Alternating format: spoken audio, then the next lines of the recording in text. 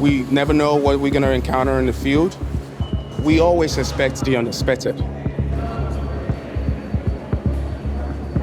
What we know for sure, when a person has totally meet the criteria for removal, the only thing for us to do in that moment will be to get them to the hospital. Amid Ademalu, a registered nurse, canvasses the subways every weekday with a team of MTA police officers. Their job is to remove unhoused people showing signs of mental illness and bring them to the hospital, even if it's against their will.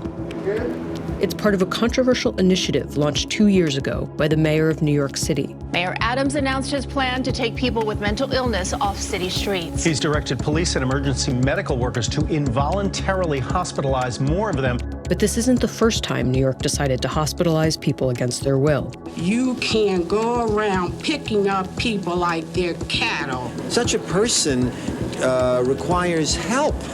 That's what we're trying to do. That's my job. Joyce Brown was my mom's youngest sister. As a kid, it's really kind of scary to be around someone that's being kind of erratic at best. She never thought that she was mentally ill. But Brown resisted her family's attempts to help, even as her mental health deteriorated over time and she struggled with drug addiction. One day, she disappeared. We went to Missing Persons New York. We went to the morgue.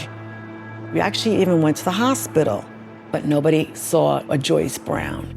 We didn't see her or hear anything until we saw the news. There is a controversial new city program here by which the city puts psychiatrists on the street looking for homeless people who allegedly may endanger themselves or others. A team in a van goes searching for them, deciding whom to take, by force if necessary, to a city psychiatric ward. The first person committed says she's not mentally ill, even though city officials say she has been living a filthy, incoherent life, shouting obscenities from this street corner.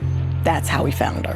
It was hard for all of us to see because we just couldn't understand, like, what happened, What happened in these months that we didn't see her? During that time, New York City had implemented a new policy. It is terrible to see these people who are lying in their own feces, who are clearly gross mental cases. The city had decided to expand the guidelines for who could be forcibly hospitalized.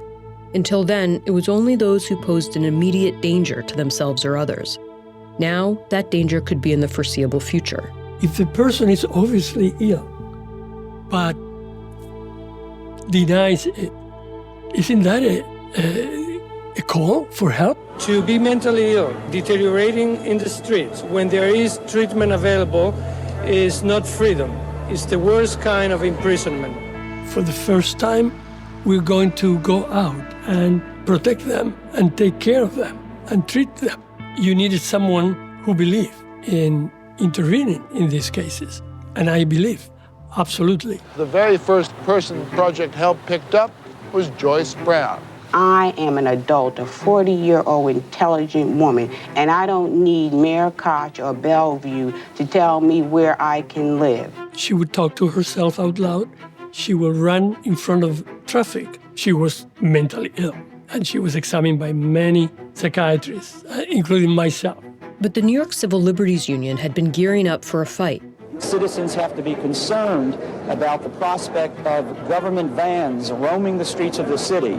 That's not what this country is supposed to be all about. You have to make sure that you're checking the government, because otherwise you're inviting the government to pick up non-dangerous people based on mere speculation about future conduct. I'm not opposed to involuntary commitment. When I'm opposed to involuntary commitment that doesn't meet the legal standard.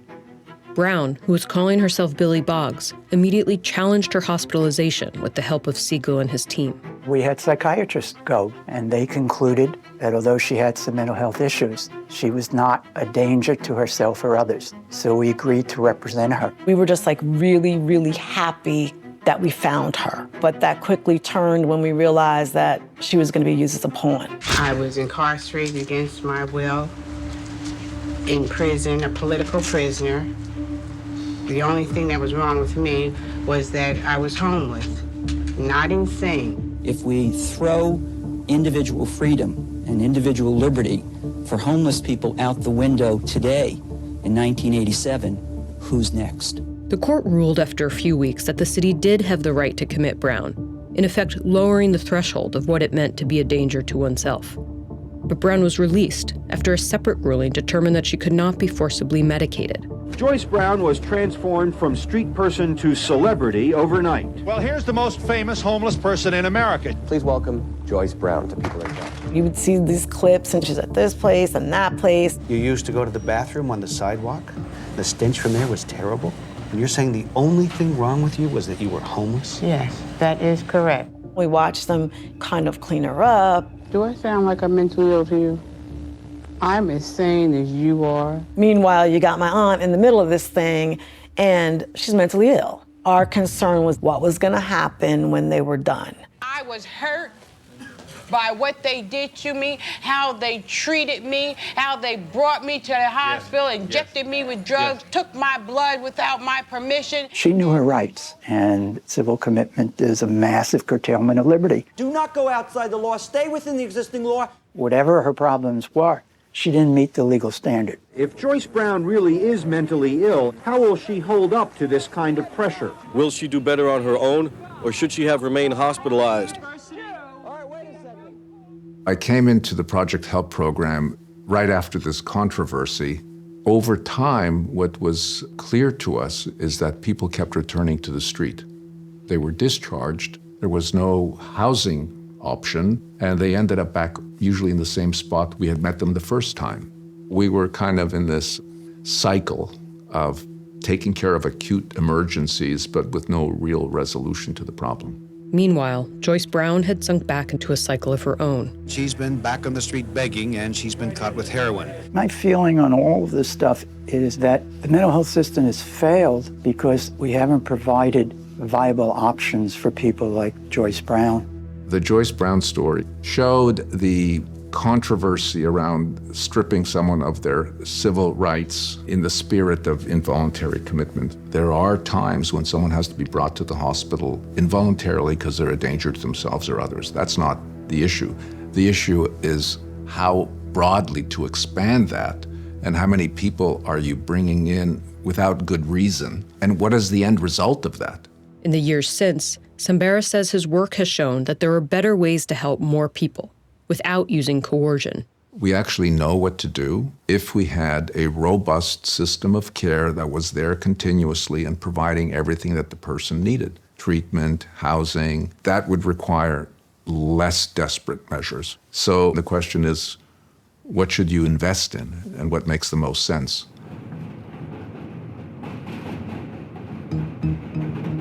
Developing this morning, the suspect in a stabbing spree that left 3 people dead is behind bars right now and waiting to face a judge. The suspect struggled with homelessness and mental health. The stabbings in November 2024 thrust debate over involuntary measures back to the forefront. We need to be able to take the action to involuntarily move them off the streets. Brian Stetton, who has been leading the city's efforts on this issue, believes the best way to help people in psychiatric crisis who don't realize they need help is to hospitalize them. When you look at someone who is filthy, whose clothes are soiled, who smells of urine, who's emaciated, your risk of harm to yourself may not be imminent, right? It may not be that you're on death's door, but we can see the trajectory. And there actually is case law that is on our side here, right? And so this is the Billy Boggs case of the 1980s. That's because the highest court to rule on Joyce Brown's forced commitment had upheld its legality.